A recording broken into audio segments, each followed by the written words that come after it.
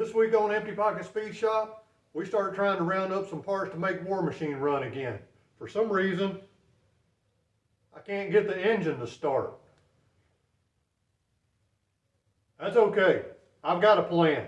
You guys stay tuned for the next episode of Empty Pocket Speed Shop. I'll show you guys a little bit about War Machine and a little bit about what we're going to be doing to War Machine over the next few weeks to get it ready for racing season. So you guys stick with me, and we're going to make this thing fast again.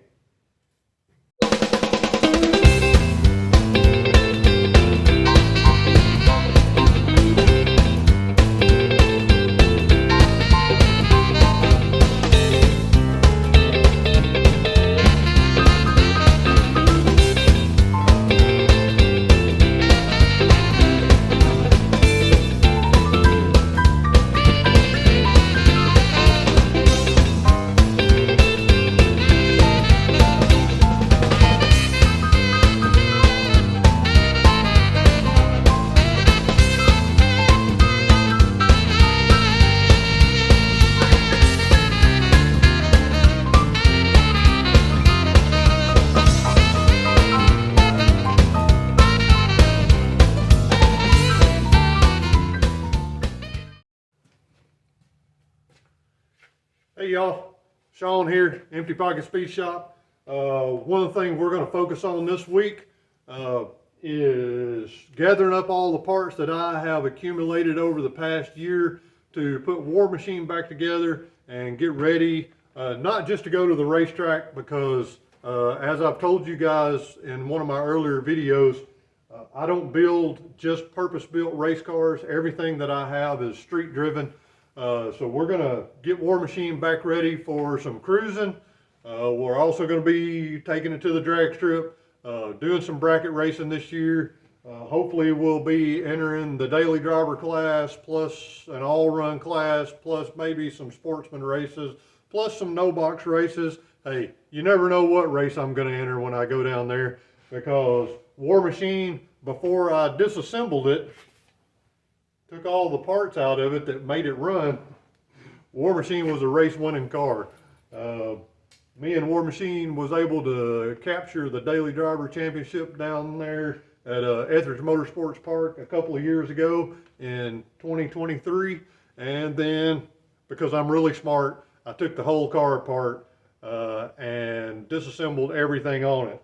So now it was no motor, no transmission. I even swapped the rear end out, rebuilt the entire rear suspension. So throughout the next couple of videos, I'm going to show all you guys that. I'm going to do a little introduction walk around, tell you guys a little bit about War Machine, how I got the car, why I wanted the car, how it ended up being what it is right now. So you guys, when you look at it, as we walk around, you will see, and you've seen in my intro video that is at the beginning of all of my YouTube videos, War Machine visually is a clone of the Monte Carlo at the very beginning of Fast and Furious Tokyo Drift. It's the car that Lucas Black races the Dodge Viper in, and then he ends up crashing that car and destroying it. But when I bought this car, that wasn't the original plan for the car, but my son and I, after talking about it for a while and seeing that I had the correct body style, of course, 1972 Monte Carlo, and this one was kind of ratty looking, and it was that ugly green color that was faded out really bad, and the interior was trashed, and it was already 2/3 of the way in primer when I bought it. It's like, man, let's just do a Fast and Furious Tokyo Drift paint job on it, because we can do that cheap, and we don't have to do a lot of body work, because it was a rough looking car anyway. So that's where we ended up with doing this car. I took pictures of the movie car, and I may go through my phone and find those again, and I'll pop up some pictures of the movie car on your screen, and then I'll show some pictures of War Machine when the car was all put together and completed, so you can see the vibe we were going for when I put War Machine together. So that would take me to the next point of, why did I name the car War Machine if I painted it up like the Fast and Furious Tokyo Drift car?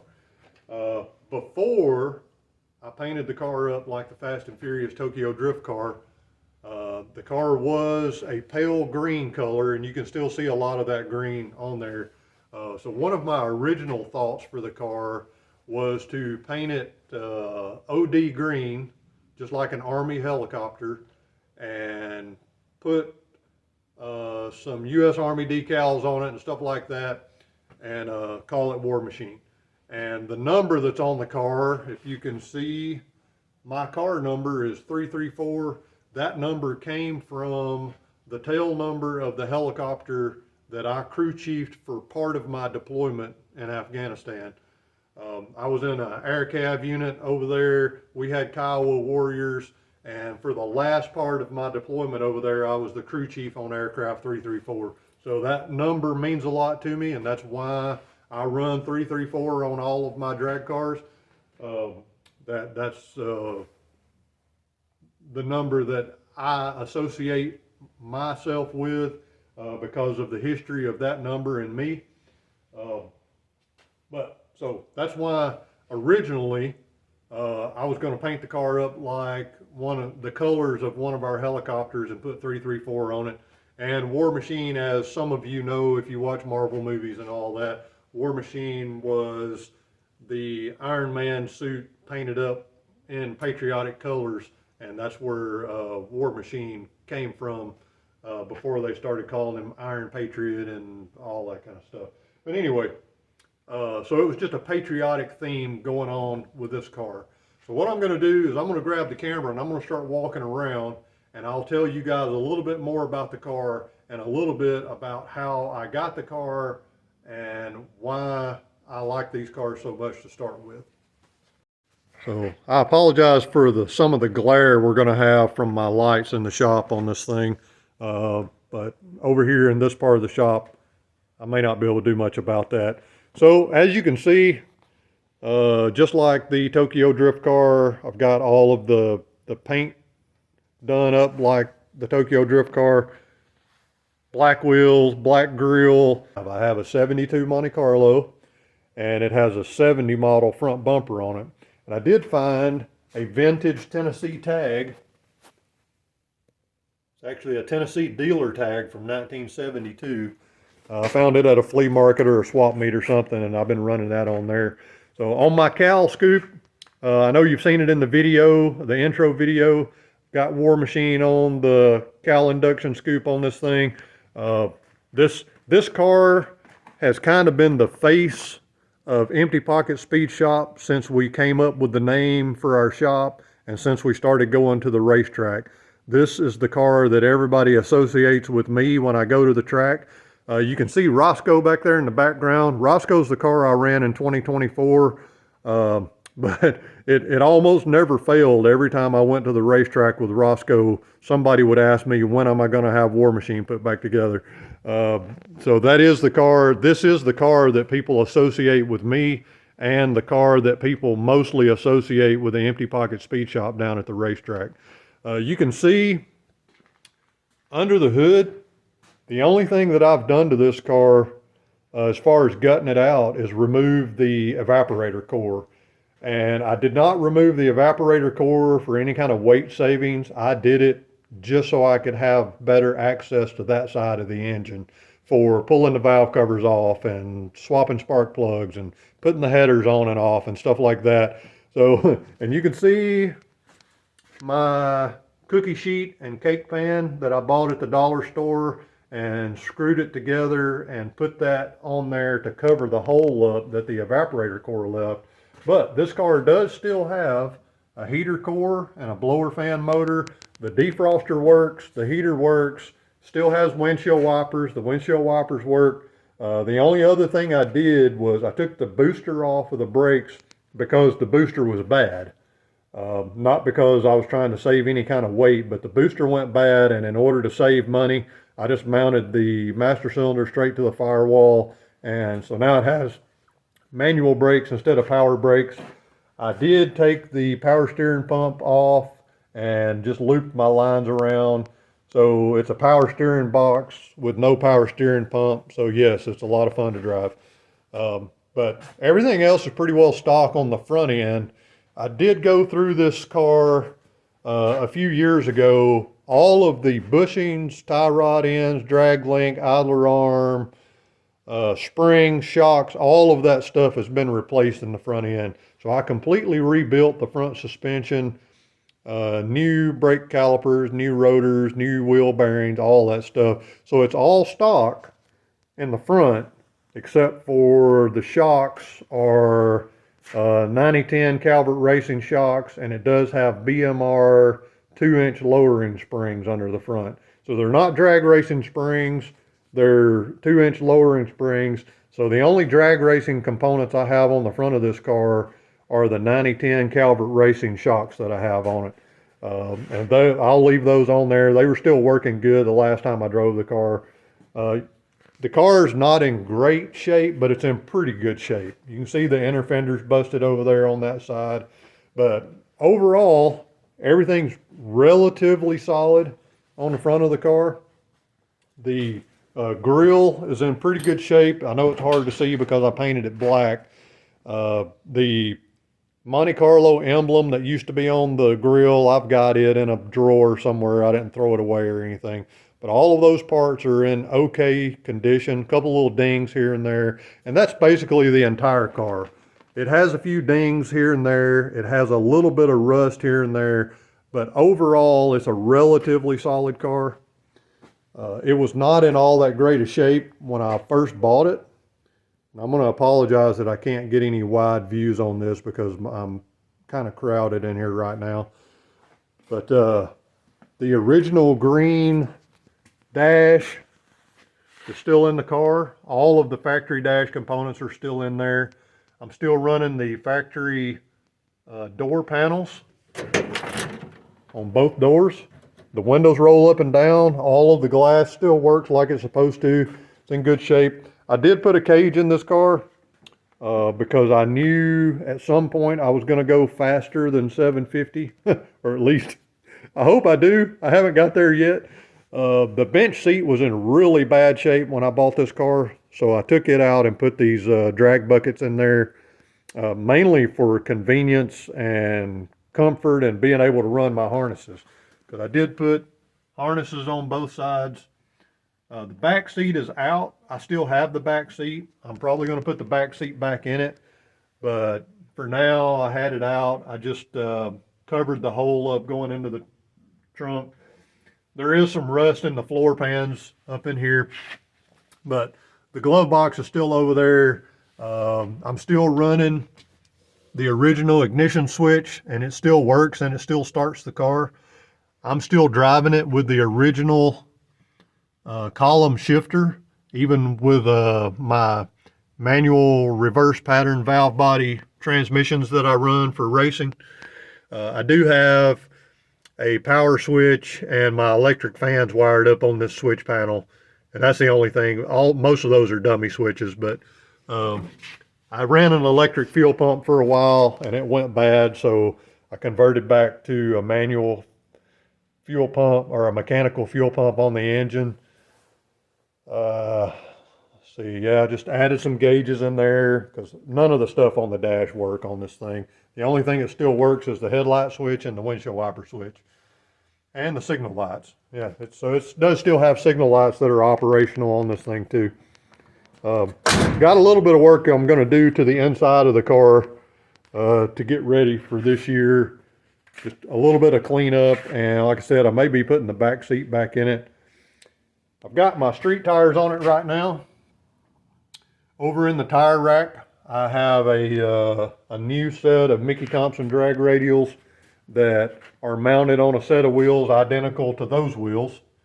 And before racing season starts, I will put the drag radials back on.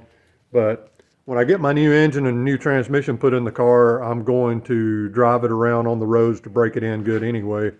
So there was no point in putting my drag radials back on right now. So grab the keys, I'll get in the trunk.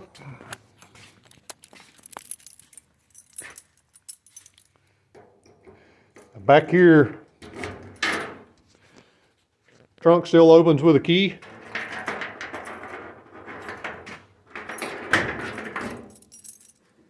Now you can see That hole right there was the one I cut out. I had a transmission cooler mounted right there that had its own fan, and I cut that hole so that it could draw air from the outside to blow across my transmission cooler. I did buy a new fuel cell for this year, and it's the exact same size as the old fuel cell I had. There's a story behind that, but it's irrelevant. I've got a 15-gallon fuel cell. The original fuel tank that was in this car was full of rust and corrosion and crud, so I just did away with it. And I could have put a factory tank back in it because but it was cheaper to buy one of these fuel cells off Amazon than it was to buy a factory tank. One of these days I might replace this floor pan and fix all the rust holes back here and put a factory fuel tank back in it. I left the fold down tag on here. I've got it held up with some magnets because the spring is worn out on it. But everything's here for me to put a factory fuel tank back in it. I've got the straps around here somewhere. Did move the battery to the back, and that was, again, yes, for weight bias, but also just to clean up the area under the hood to give me more room to work on the car. But there's the beautiful green color of 72 Monte Carlos that this car was from the factory. I probably will never bother redoing the paint under the, I don't know, maybe one of these days. But overall, War Machine's in pretty good shape. It's a pretty straight car. Like I said, it's got a little bit of rust here and there and a couple of little dings and dents here and there, but if a person really wanted to make a nice car out of it, they could. It just hasn't been my goal so far. So, just to give you guys a little bit of backstory on this car. Back in 2017, I think, and at the time that I'm making this video, it is 2025. So for future generations of my kids and grandkids that are watching this, I'm filming this in February 2025. Back in 2017, if you guys watch the intro video, there's a 54 Ford doing a burnout in part of my intro. I bought that Ford off some friends of mine up in Louisville, Kentucky, and started building it into a drag car. I had it running. It was not streetable yet, but I had it running good enough to go out there and do a burnout. Had a big block in it. Still needed quite a bit of work. It didn't have any lights working or anything like that, kind of like some of my other stuff I got around here. But got it running pretty good, and had converted it over, put a 9-inch rear end under it and stuff like that. I ran across a deal on a 56 Chevy. So my wife and I went and looked at the 56 Chevy. A Tri-5 Chevy was one of my dream cars. So, and this was way before I had an opportunity to buy the 55 that you see in the background there. The 56 is over here. You'll see that at some point in the future. You may have seen glimpses of it while I was walking around. I've got it all disassembled right now too. But anyway, 56 Chevy, it was running and driving, kinda. Got a pretty good deal on it. It was rough, but it was a 56 Chevy that was running well enough that we drove it up on the trailer. Brought it home, and the conversation that I had with my wife was, hey, if I buy this 56 Chevy, I'll sell the 54 Ford. And so she was on board with that. During that time, we didn't have a whole lot of money, so I sure didn't need as many, I don't need as many project cars as I have now, but I sure couldn't have that many project cars then. I was doing well to have one project car, but we had a couple. I bought the 56 Chevy, went home, was getting the Ford ready to put it on Marketplace, or actually this was not Marketplace time. Back then it was Craigslist. So I was getting the Ford ready to put it on Craigslist, so I was on Craigslist looking around, and I saw this 72 Monte Carlo. A guy down in Alabama had it, and in his ad, whatever price he had on it, I can't remember now. It's been a long time ago. But he had a price on it, and in his ad he said, or I might trade for other old cars, 50s, 60s. So I messaged the guy and said, hey, I've got a 54 Ford with a big block in it that runs and drives. It just needs lights and a few other things to be streetable. Are you interested? And he was. So I sent him some pictures of my Ford. He sent me a few more pictures of the Monte Carlo. We worked out a deal over the phone, and I loaded up the 54 Ford and went to Alabama. It was a complete 72 Monte Carlo, which is something that I wanted. So we worked out a deal. I brought the Monte Carlo home. So Monte Carlos, you guys have seen. I have Roscoe, which is a 79 Monte Carlo back there in the background. War Machine is my 72 Monte Carlo. So if you're not a Monte Carlo guy, 70 to 72 is the first generation Monte Carlos. That's this body style. 73 through 77 is a second generation Monte Carlo. I also love those cars, and I have one. And if I can, I will put a picture of my 76 Monte Carlo in here while I'm talking about this so you guys can see it. And then a 78 through 80 is a third generation Monte Carlo, and that's what Roscoe is. Roscoe's a 79. I have had several fourth generation Monte Carlos, which is 81 through 88, and those include the Super Sport Monte Carlos. I've owned a few of those. When I was growing up, my mom drove a 74 Monte Carlo when I was a little kid. My dad bought it new in 74. I was born in the early 70s, so my earliest childhood memories are riding in a 74 Monte Carlo, which was a second gen. When I got a little bit older and that car got a little bit of age on it, my mom bought a 79 Monte Carlo. So in my teenage years, my mom drove a 79 Monte Carlo. Well, I just have an affection for those old Monte Carlos, whether it's first gen, second gen, third gen, or fourth gen. I grew up with them. I've always liked Monte Carlos. I've owned probably 25 of them over the years. I own 3 of them right now. And you guys can call me crazy if you want to. That's okay. I'm a Monte Carlo guy. I like the first, second, third, and fourth gen Monte Carlos. To me, they're some of the nicest cars that GM built in that era. So we have other cars too, but Monte Carlos were some of my bucket list stuff. And also my wife happens to like this body style of Monte Carlo, the first gen. She probably doesn't really appreciate what I did with the car. She would have liked for me to have fixed it up nice and made a real cool cruiser out of it instead of turning it into a bracket car slash street strip, whatever kind of car. But that's where we're at. And one of these days I may change my mind and I may fix this thing up and put a slick paint job on it and redo the interior and make a nice car out of it. But for now, I'm just enjoying the car the way it is. And when I made the decision that I was going to turn War Machine into a bracket car, we started taking it to the track, and almost immediately the car started winning races in the daily driver class, not in any kind of fancy class or anything like that. But the car was just really consistent right from the start. And all I had done to it at that point, I think I had gone ahead and put new shocks and springs on the back, new shocks and springs on the front, nothing drag racing, just new. And I took it down there, bone stock 350, the car ran 970s or whatever, I think that was 970s.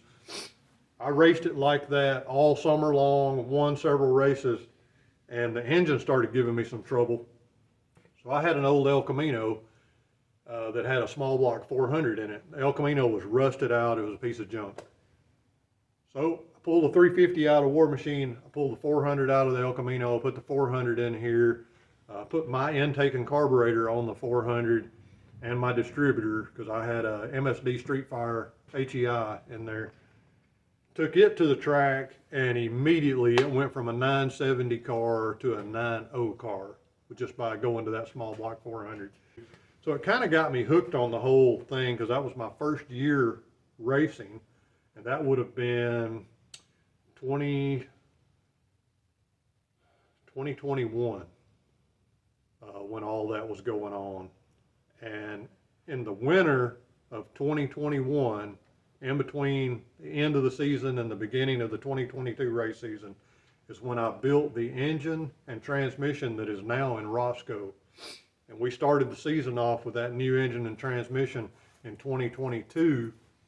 And I had to redo the rear suspension, do some upgrades there to get it to hook up because it was spinning the tires. And it went to a 830, 840 time car because I was still running a stock converter. Or not a stock converter, but a cheap converter. Messed with that for a little bit. I was having some trouble with the consistency because the converter wouldn't hold. I won a few races with that combo, running 830s and 840s. And then I went to PTC Torque Converters down in Muscle Shoals, Alabama, and got them to build me a converter specifically for my combination. Told them exactly what I wanted it to do, and they built it. I put it in there. The car did exactly what I wanted it to do, and almost won the Daily Driver Championship that year. It came down to me and another guy, and the final race of the season, and he beat me out by 1 round in the Daily Driver class. So I got runner-up in 2022.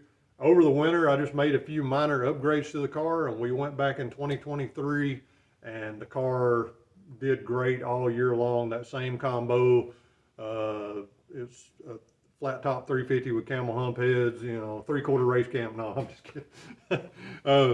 The stuff that we put in it, the car, when I put the new torque converter in it, it started running 8.0s, 8.10s, stuff like that. It was a little bit faster. It was coming off the line a little better. We made a few tweaks to it, and by the end of 2023, the car ran some 790s. Not deep into the 790s. It ran a 794 and a 795 multiple times. Of course, it had to be in good air for it to do that. It usually ran 8.0s. It was an 8.0 car most of the time.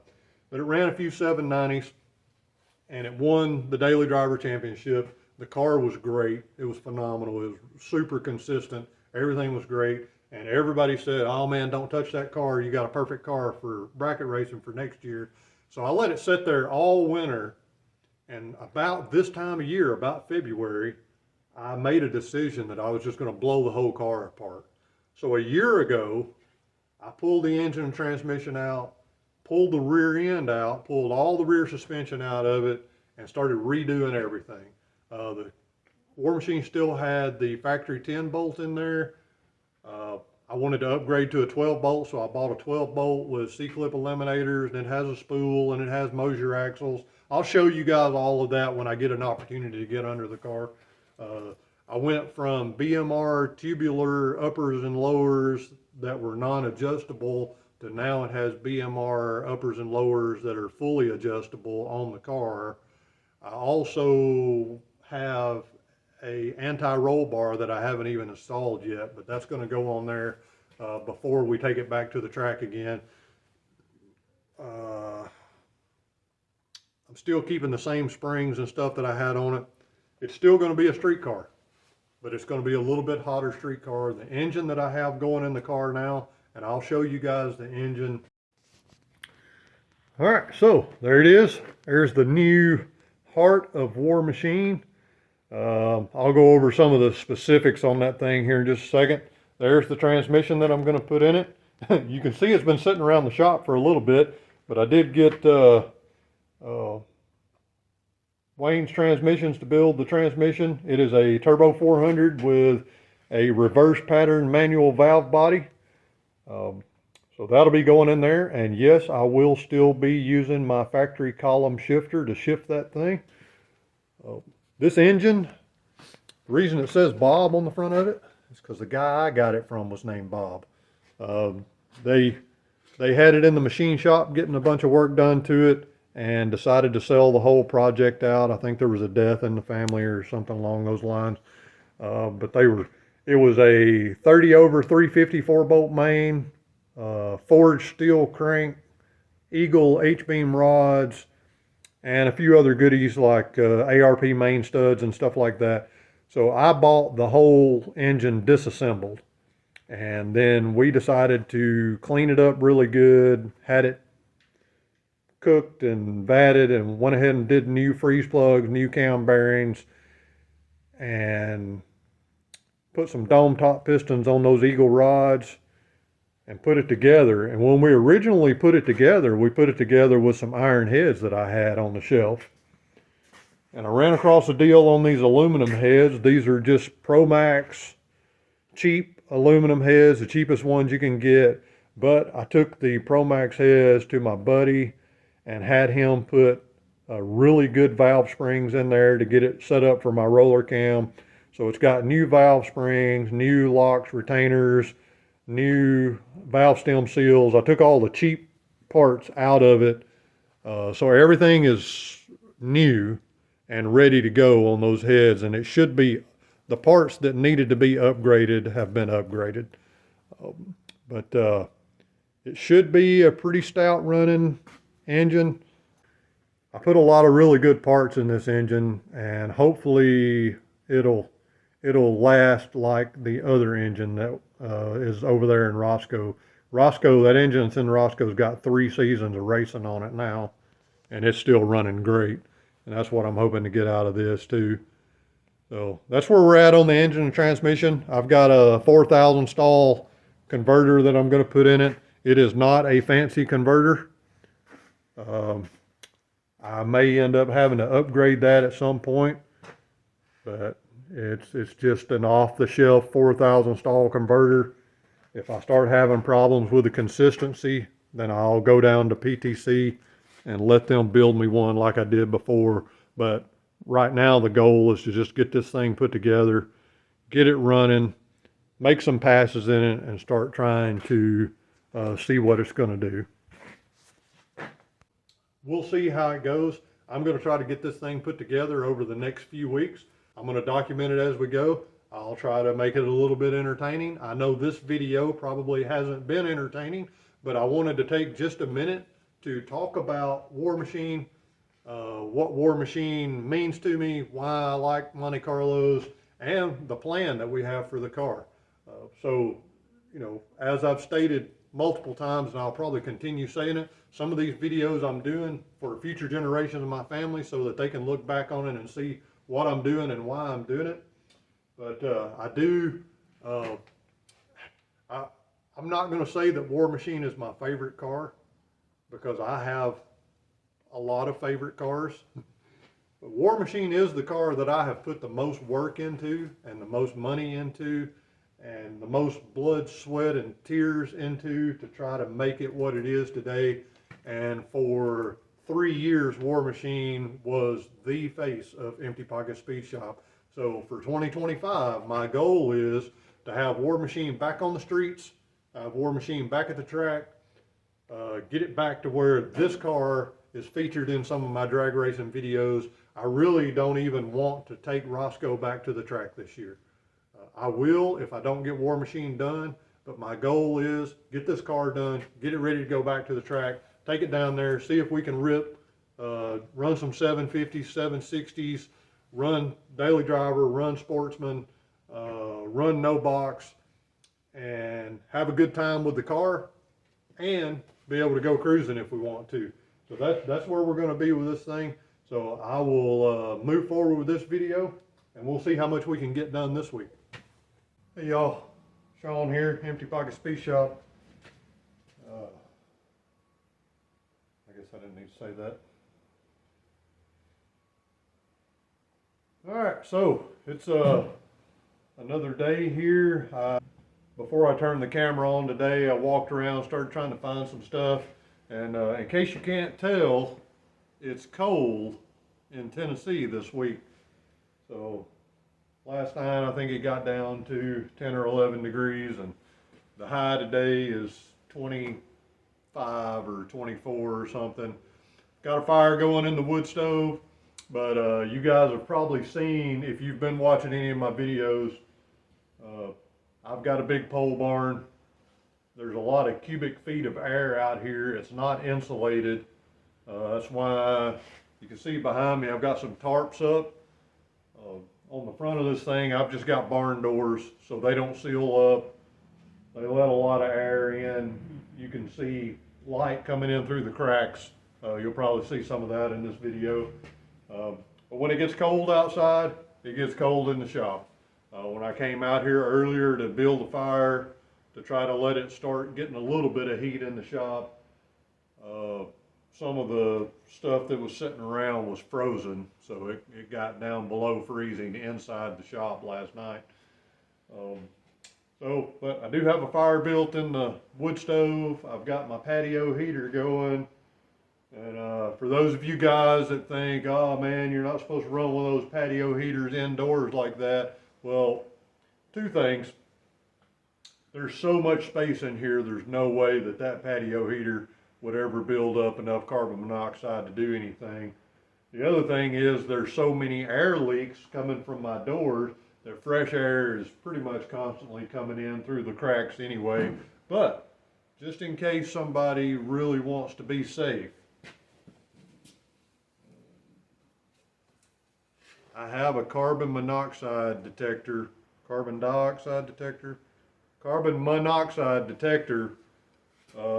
It's still in the box and I haven't turned it on yet, but I have one. So if anybody asks that I'm running a propane heater indoors, safety for third, fourth, something, carbon monoxide detector, works better if you take it out of the box. But like I said, I'm not really too overly concerned about carbon monoxide right at this particular moment because of how much space is in here.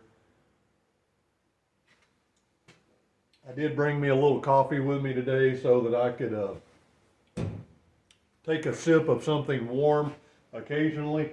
So what I've done, I've kind of walked around and gathered up some of the parts that I need.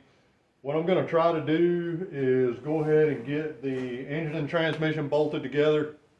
I don't have all the parts that I need to kind of do everything, but I got to put the engine mounts on the side of the engine. I got to take it off the engine stand, get my torque converter out here, put some fluid in the torque converter, get the engine and transmission mated together. And then after I get the engine and transmission bolted together, I've got to jack the car up and put some blocks under the tires to get the car further off the ground, so that, number one, so that I can get under the car. Number two, since I'm swinging the engine and transmission in together, I've got to have enough room for the transmission to go down and slide into place. So probably got about 100 things that I could still do before I do this, but I kind of wanted to feel like that I'm making some progress on the car. So, you know, I spent 20 minutes doing a walk around and talking about the car. Now I would just kind of like to get the engine and transmission kind of stabbed into place, sitting in here, and then I can start hooking a few things up, getting my headers installed. There's so many things that I haven't done, but I want to feel like I'm making a little bit of progress on this thing. So let me, I'm going to fly in here and try to get this engine and transmission bolted together, and then I may stop there and talk for a minute, but we'll just time lapse this thing and you guys can watch me bolt this engine and transmission together.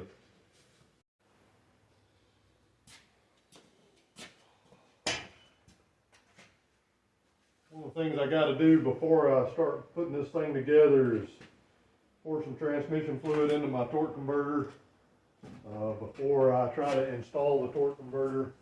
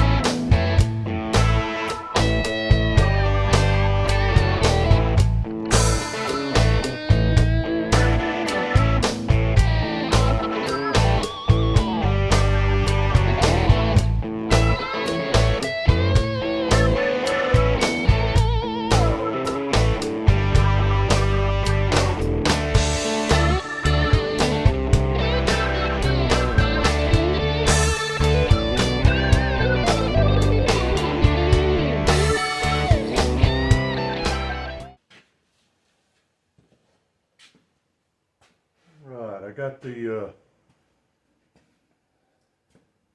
torque converter seated in the transmission.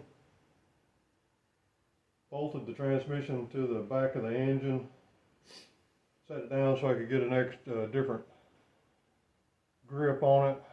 So now I think I'm going to try to swing it in here without jacking the car up, and then so I don't have to raise it up as high. And then once I get it slid into place, then I can jack the car up where I can get under it. But for now, it'll be easier to swing it into the engine bay with the car on the ground, and then I can make adjustments from there if I need to. So let's get this thing up in the air. We'll be ready to swing it over in here.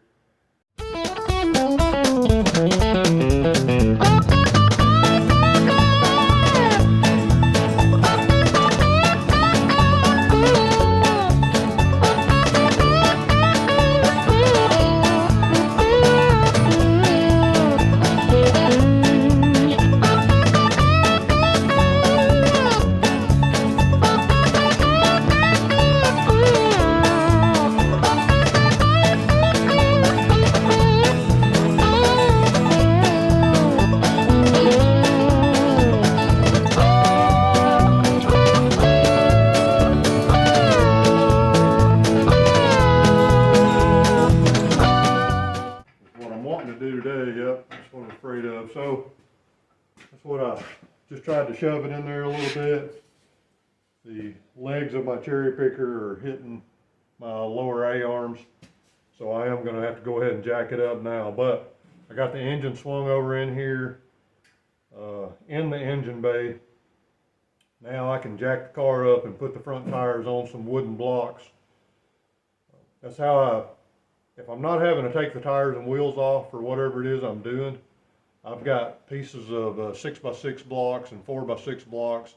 I jack the car up, put it on wooden blocks on the tires.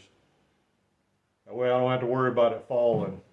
So I do kind of try to stay safe out here for the most part. So let me get some stuff moved around. I'm going to get this thing jacked up.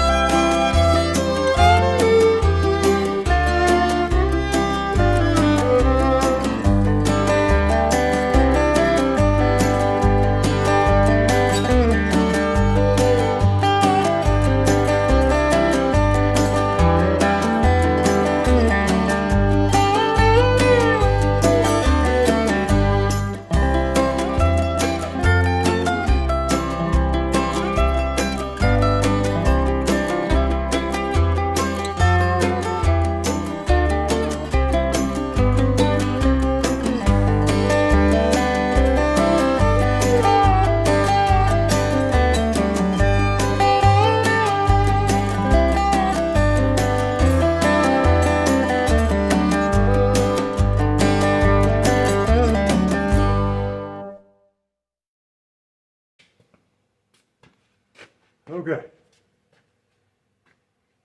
as you can see from the video, been getting this thing up in the air, messing around with it, trying to get it lined up, and I am going to have an issue.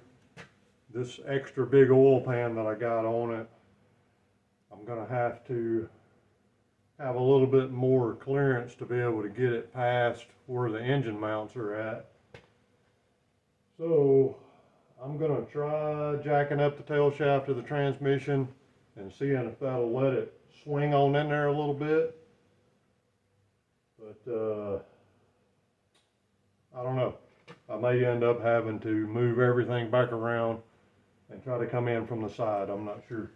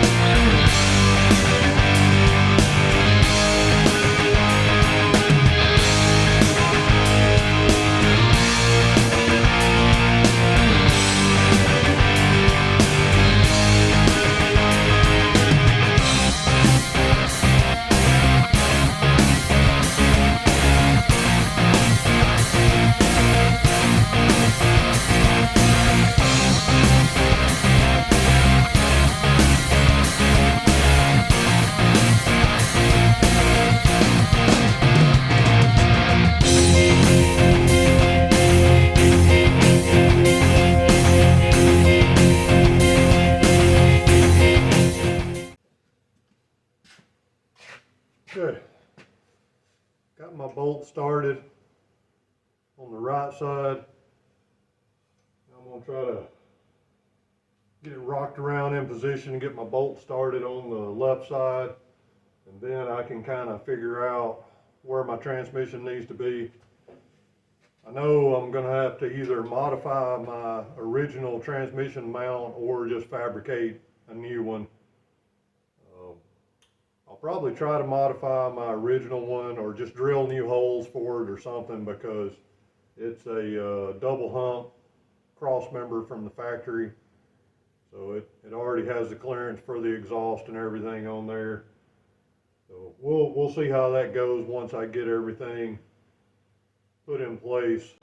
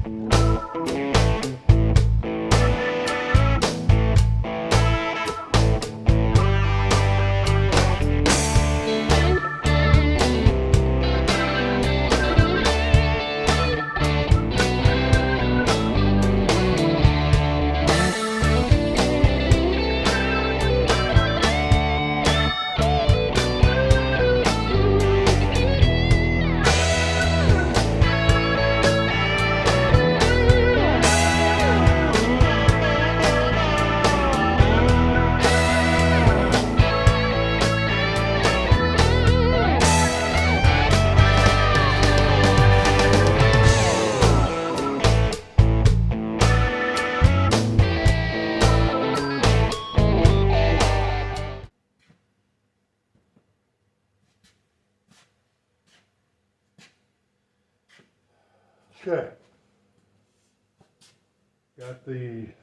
got both engine mount bolts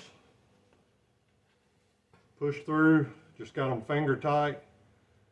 That's where I'll leave them for now, because I do have to get the transmission mount put in there, so I'll be having to raise the transmission up and down a little bit. But once I release the cherry picker and move it out of the way, then I'll have the weight of the engine on the front end. I've got the same amount of blocks under the back tires as I do the front tires. So it'll pretty much be at ride height, because I don't have adjustable coilovers or anything on this car. The springs that are in it are the springs that are in it. So that's where it's gonna sit. So I'll be able to get my down angle on my transmission set up exactly like it's supposed to be when I mount my transmission mount, and that'll get everything to where when I start hooking up the rear end, I can get the pinion angle correct on it also. I'm fixing to get the cherry picker out of the way, and then we'll have the weight of the engine on the front springs. We'll be able to see if it settles back down like it used to be. We can try to start getting the transmission mount figured out.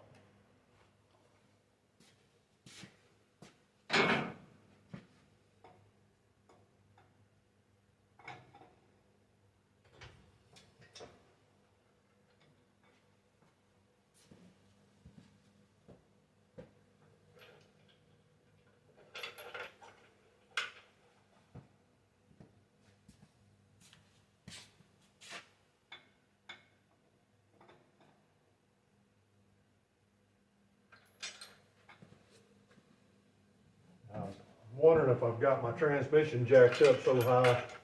This thing didn't hardly settle at all. So I'm gonna get in there and lower the transmission down a little bit. I'm gonna get this cherry picker folded up so it can be out of my way.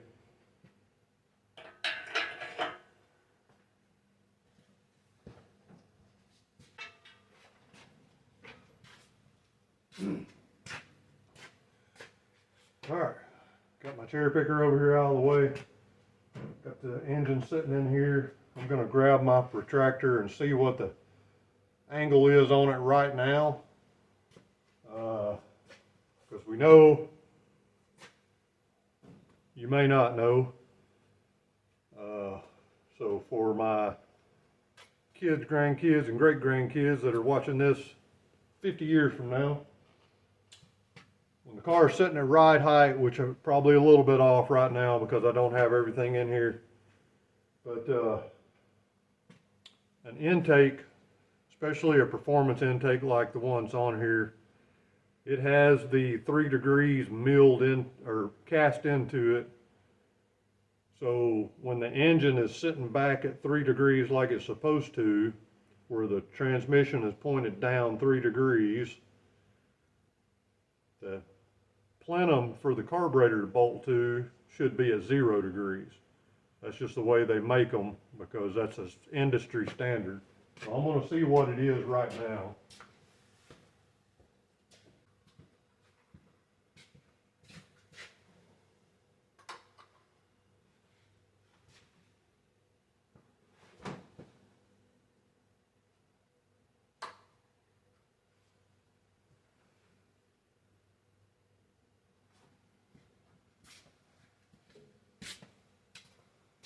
So it's on about 1 degree right now. I think the front end will come down a little bit more, but I also have a little bit of room to raise the transmission back up. I lowered the transmission down until I could see daylight everywhere, so that I knew it wasn't touching the floor pan. So I can raise the transmission back up a little bit, and I will. I'll just leave my protractor on the intake right there, because and a lot of people, if you're building a car from scratch and you got it on a chassis jig, you're getting everything level and square and all that kind of stuff. Well, this is just a factory Monte Carlo. The only thing that we have to make sure we're doing here when we're checking these angles and stuff is the car needs to be at ride height where it's going to be when you're finished with it. And this one is. I don't have my drag radials on the car, but I do have the same size tire on it now as what my drag radials are. And then these are the tires I run on the front. So everything's set up kind of like it is. I've got the same amount of blocks under all 4 tires. The air pressure should be pretty close. So what I'll do, once I get everything in here and get it right, I'll set the intake plenum on 0 degrees, and that should give me my 3 degrees on my transmission like it's supposed to. And if I'm off by 1 degree, it doesn't matter. I'm not building a 1,000 horsepower car that's going to be running 5 seconds in the 1/8 of a mile. This thing, I'll be doing really good if I run 750s. Probably going to be more like 760s or 770s. My goal for the car with this new engine in here is for it to be in the 7s all the time, even in the heat of the summer. So if it runs 760s in cool air and 780s in the heat of the summer, I'm going to be pretty happy with that. That's going to be a pretty good running car for something that I drive back and forth to the track. And it's still going to have quite a bit of drivability, other than the fact that the high compression on this engine is going to require race fuel. So anyway, I think I'm going to call it a night. I don't even know what time it is, but as you can see from being able to see my breath, the temperature starting to drop in the shop, even with the fire going and even with my patio heater going, which I do have my patio heater on low, but the temperature tonight here in Tennessee is supposed to get down to 6 or 7 degrees, something like that. So now that the sun has went down, the temperature's dropping really fast out here in the shop, even with the fire going. So I'll probably just call it a night, go in the house, and then I'll come back out tomorrow and get some more work done. But this may be all I get done for this week's video, because it's Thursday night right now, and in order for me to get everything edited and put on the internet, or on my YouTube channel for tomorrow, this is probably as far as I'm going to be able to get it. So, I I probably need to film me a closing remark here. All right, so as you can see, we got the engine sitting down in War Machine. We got the bolts in the engine mounts, just got them finger tied in there.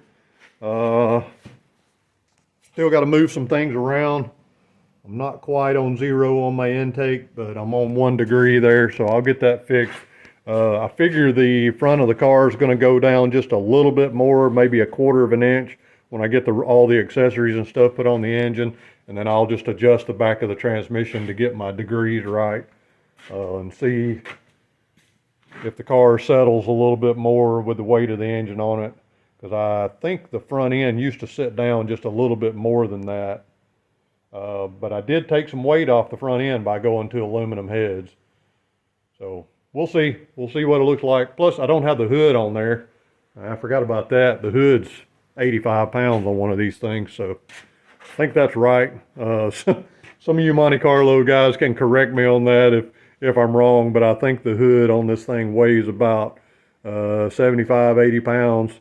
And mine, I did not gut the hood to put that cowl scoop on there. I just cut a 14 and a half inch diameter hole for my breather to come up through, and then I put that fiberglass cowl scoop on there, so the hood's probably heavier than it was from the factory. So 80, 85 pounds, something like that. So I've still got quite a bit of weight to put on the front of this thing. Between the hood and the water pump, the alternator, and the radiator, I'm probably going to be putting another 150 pounds on the front of the car. So that should settle it down a little bit more. But for now, this is what we got. I think I'm going to call it a day right there. All right, that's going to do it for this week's episode of Empty Pocket Speed Shop. Thank you for watching. If you haven't done it already, please hit that subscribe button. Share my videos with your friends, anybody that you think might enjoy watching these car repair shows, car fix-em-up shows. I am going to be spending the next few episodes getting War Machine put back together, because we've got about 5 weeks or 6 weeks before the first test and tune at the local drag strip, and I really would like to have War Machine done by then. So I'm really going to be focusing on getting this thing done. Now that I've got the engine and transmission put in, next week I can start really throwing some parts at it, get everything put back together. All right, so that'll do it for this week. Thanks for tuning in. Thanks for watching. Hit that subscribe button, hit that like button. If you got a comment about anything I'm doing, I'll try to respond back to the comments. But that'll do it for this week. See you guys next week.